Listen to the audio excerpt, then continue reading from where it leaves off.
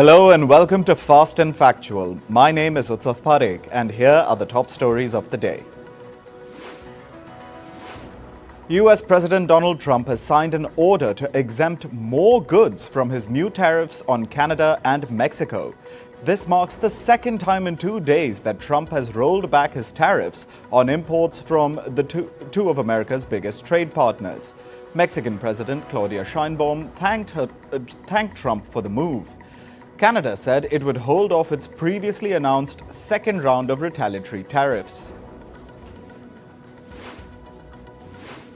The US and Ukraine are set to hold a fresh round of talks. The talks for a peace deal with Russia will take place in Saudi Arabia next week. Trump's aide, Steve Witkoff, announced the new talks. It follows the spat between Trump and Zelensky at the Oval Office last week. European leaders agreed to boost defense spending at a summit in Brussels. The leaders also signed a text calling for a peace deal that respects Ukraine's independence and sovereignty. This comes as the US withdrew its assistance to the war-torn nation. Hamas has warned against any Israeli military escalation. The group said it could lead to the killing of some hostages. Hamas added that Israeli threats of war and the blocking of aid will not secure the release of hostages. Hamas also said that it's ready for all possibilities, including the resumption of fighting. In Syria, gunmen loyal to ousted leader Bashar al-Assad launched a deadly ambush on security forces. It led to the killing of at least 13 officers. The ambush took place in Jableh town in Syria's Latakia province. It marks the most violent attack by Bashar al-Assad supporters since his ouster last December. South Koreans staged a protest demanding a halt to ongoing military drills. The demonstrations came a day after fighter jets accidentally dropped bombs on a civilian area. The accident led to 29 people getting injured. Meanwhile, North Korea has criticized upcoming US-South Korea joint military drills. Pyongyang has warned that this will worsen the situation on the Korean peninsula. The exercises are set to begin next week. Seoul said that the drills are aimed at strengthening the readiness for threats like North Korea. The US Supreme Court has rejected Tahawur Rana's plea. The 26/11 terror attack accused has filed an emergency application for stay against his extradition to India. This comes after US President Donald Trump approved the extradition during his recent meeting with Indian Prime Minister Narendra Modi. The SpaceX Starship rocket exploded mid-flight during its 8th test launch yesterday. The explosion scattered debris over the Caribbean Sea. The blast temporarily halted air traffic at 4 major airports in the US state of Florida. This marks the second major failure of a Starship rocket just this year. A robotic lander called Athena has made its final descent to the lunar surface. However, its orientation is currently unknown. This marks the second lunar touchdown for the US-based private company Intuitive Machines this week. The mission was done in partnership with NASA. In climate news, severe flooding has hit parts of eastern Spain. It has submerged roads and swept away cars. Local authorities were forced to evacuate schools and close highways as a precaution. The Spanish Weather Agency has issued orange alerts across Murcia, Valencia and Catalonia. They are warning residents to stay indoors as more rain is expected throughout the weekend. Thousands of people in eastern Australia have been ordered to evacuate as tropical cyclone Alfred moves closer to the coast. The slow-moving storm is expected to make landfall as a Category 2 system. It has already caused widespread disruption. This includes power outages, severe beach erosion, and the closure of multiple airports. Australian authorities warn that prolonged heavy rainfall could lead to significant flooding. A brutal snowstorm in the U.S. state of Iowa has led to thick snow blanketing the region. It has made roads nearly impossible to navigate. The storm has left vehicles stranded on highways. Snowplows are struggling to clear pathways. Authorities have issued urgent warnings against travel due to near-zero visibility. The A23A iceberg, the world's largest and one of the oldest, has finally run aground near South Georgia Island. This is according to the British Antarctic Survey. Scientists say that while the grounding poses minimal risk to local wildlife, however, the iceberg could alter ocean currents and nutrient cycles in the region. The event is being closely monitored for its potential long-term environmental impact. Wildfires have broken out in western Syria. They have engulfed large sections of the mountainous forests near the port city of Latakia. Volunteer firefighters spent over 7 consecutive hours battling the flames under extreme conditions. Local reports confirm that the fire spread across 20 patches of forest before being successfully contained. The cause of the wildfires remains unknown. Moving to business and tech news. French shipping giant CMA-CGM will invest $20 billion in the US. The funds will be allocated over 4 years to improve shipping and logistics. The plan includes buying new ships, upgrading ports, expanding logistics, and developing air cargo services. The investment is expected to create at least 10,000 jobs in the US. The European Central Bank has cut interest rates by 0.25%. The new interest rate is 2.5%. The decision comes as Europe faces slow growth, trade tensions, and rising defense spending. This is the ECB's 6th rate cut in 9 months to support the Eurozone economy. Walgreens Boots Alliance has agreed to be taken over by Sycamore Partners. The deal is worth $10 billion. The acquisition is expected to close by the 4th quarter of 2025. The U.S. drugstore chain Walgreens will delist from public markets once the deal closes. Walgreens has faced stiff competition recently from e-commerce platforms. Reports say that the U.S. plans to charge additional fees on ships docking at its ports if they are Chinese-built or Chinese-flagged vessels. The Trump administration is pushing this policy to reduce China's shipping influence. The U.S. will also urge its allies to follow this rule or face possible retaliation. Board members of the Japanese carmaker Nissan are set to meet on the 11th of March. They will discuss potential successors to CEO Makoto Uchida. His position is under scrutiny due to the company's poor performance. Uchida's potential exit comes after Nissan's failed merger with rival Honda. U.S. President Donald Trump has ordered the creation of a strategic Bitcoin reserve. He has signed an executive order to establish a U.S. national crypto stockpile. The reserve will be funded using confiscated Bitcoin from criminal and civil cases. Trump has ambitions to make the U.S. the crypto capital of the world.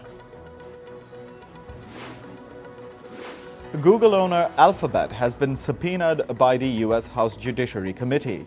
American lawmakers have ordered the firm to hand over documents on content moderation. They want to see Alphabet's conversations with former U.S. President Joe Biden and his team. They want to see whether that influenced discussions on Trump, Elon Musk, and COVID-19. The U.S. Republican Party believes that Google may have silenced conservative voices. Microsoft is investing nearly $300 million in South Africa's artificial intelligence infrastructure. It will fund technical certification exams for 50,000 people. The certification will be for cloud architecture, AI, and cybersecurity. Music streaming platform Spotify has encountered a new bug. Some premium subscribers have recently reported seeing advertisement while streaming. Spotify promises an ad-free experience for premium users. The firm acknowledged the problem and said it was looking into the matter.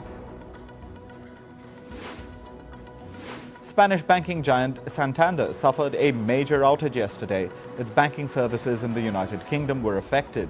People faced issues with payments, transfers, and mobile phone banking. Customers were unable to access their accounts. The bank apologized for the disruption and assured customers that nobody would lose money. Moving to sports news, we start with cricket. Reports say that the outcome of Sunday's Champions Trophy final may decide Rohit Sharma's future as India's captain. So far, the Indian Cricket Board, the BCCI, has not announced fresh contracts for players. The Indian Cricket Board is likely to set up a fresh roadmap for the team once the Champions Trophy ends. In football, Neymar has been recalled to the Brazil squad after a 17-month absence. The 33-year-old has been named in the squad for the upcoming World Cup qualifiers against Colombia and Argentina. In the recent past, Neymar had an underwhelming spell at the Saudi Pro League side Al Hilal. The tennis governing body, the WTA, announced a first-of-its-kind maternity program. Under this program, pregnant tennis players can receive 12 months of paid maternity leave. Those who become parents via surrogacy or adoption can receive a 2-month leave. According to the WTA, 320 players are eligible to receive these benefits, which will be retroactive up till the 1st of January 2025. In badminton, India's Ayush Shetty created a stir at the Orleans Masters. The 19-year-old beat former world champion Loh Kian Yew of Singapore. Shetty won straight sets in their round of 32 match. It took Ayush Shetty just 36 minutes to beat the Singaporean shuttler 21-17, 21-9. In Formula One, the Red Bull team is said to be denied the honour of highest starting spot in the Australian Grand Prix in Melbourne. This comes after their third-place finish at the Constructors' Championship last year. In entertainment news, Paramount and CBS have moved to dismiss Donald Trump's lawsuit over a 60-minute interview. They are calling it an affront to the First Amendment. Trump initially sued before the November election, accusing CBS of deceptively editing an interview with Kamala Harris in violation of Texas consumer protection laws. He later expanded the lawsuit and demanded $20 billion in damages. Paramount argues that consumer fraud laws do not apply to journalism. Warner Bros. Discovery and DC Comics are seeking to throw out a lawsuit that challenges their international ownership of Superman. The suit argues that UK, Canadian, Australian and Irish copyright laws could invalidate Warner Bros.' claim to the character. If successful, it could jeopardize the upcoming Superman film. Warner Bros. Insists that previous court rulings have upheld their rights. The legal troubles for Sean Diddy Combs continue to mount. A new 15-page indictment filed in the Southern District of New York added allegations of forced labor. Prosecutors claim that employees at Combs' companies were verbally and physically threatened. At least one employee was forced into sex acts under duress. The case, which already involves sex trafficking and racketeering charges, now alleges a broader pattern of abuse across Combs' businesses. Actor Blake Lively is fighting for a strict confidentiality order in her legal battle against It Ends With Us co-star Justin Baldoni.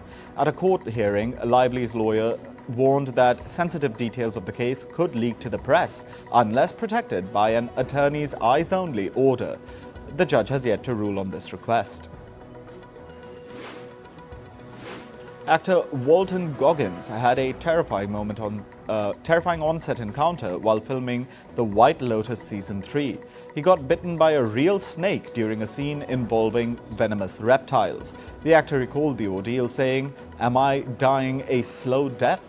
Fortunately, Goggins was treated and is back in action. Rebel Wilson's Bride Hard, an action-packed wedding comedy, will hit theaters on June 20th. The film stars Wilson as a secret agent struggling to juggle espionage and bridesmaid duties at her best friend's wedding. The film promises an over-the-top mix of action, comedy, and bridal chaos. Michael Hirst, the creator of Vikings, is returning to the Norse world with Blood Axe. It's a new historical drama for Amazon Prime Video. The series will follow the legendary Viking king Eric Bloodaxe. With a mix of political intrigue, brutal warfare, and Viking legend, the show is set to expand the Viking TV universe. Leaked concept art and alleged script details that suggest that She-Hulk will make her MCU big screen debut in Avengers Doomsday. Reports indicate that the film will feature multiple universes colliding, with She-Hulk and Hulk appearing on Planet Hulk. Adding to the excitement, leaks hint at an interaction between She-Hulk and Deadpool, two of the MCU's most self-aware, fourth-wall-breaking characters. CBS has once again cancelled SWAT after 8 seasons and 163 episodes. Starring Shemar Moore as Daniel Hondo Harrelson, the series was previously cancelled after Season 6, only to be revived. CBS then declared that Season 7 would be its final run, until it unexpectedly greenlit Season 8. Production workers at Walt Disney Animation Studios have officially ratified their first-ever union contract. This is following a year-long battle for labor rights. The agreement was overwhelmingly approved with 96% of voter participation and 93% support. It solidifies union representation for production coordinators, supervisors, and managers. The win marks a significant labor milestone for animation workers in Hollywood.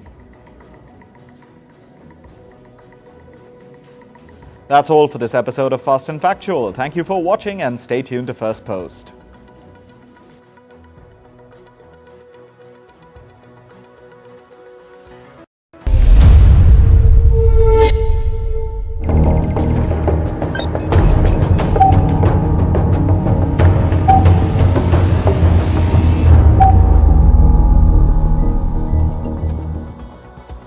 Hello